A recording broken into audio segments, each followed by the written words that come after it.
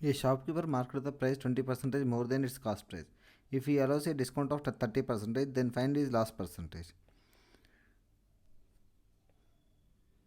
A shopkeeper marked the price 20% more than its cost price. మనం cost price 100% అనుకుంటే shopkeeper market price ఎంత percentage extra వేసిండు? Market price అనేది 20% extra వేసిండు. అప్పుడు market price of that article ఏమవుతుంది? 120% అవుతుంది. మనకు ఇప్పుడు ఇఫ్ ఈ అలౌస్ డిస్కౌంట్ ఆఫ్ 30%, డిస్కౌంట్ అనేది ఎంత పర్సెంటేజ్? 30% డిస్కౌంట్ ఇవ్వడం వల్ల మనకు అతనికి వచ్చిన లాస్ పర్సెంటేజ్ కనుక్కోమన్నాడు. 120 డిస్కౌంట్ 30% పోతే 70% అనేది అవుతుంది. 70% అంటే 100, 0 0 0 0 84.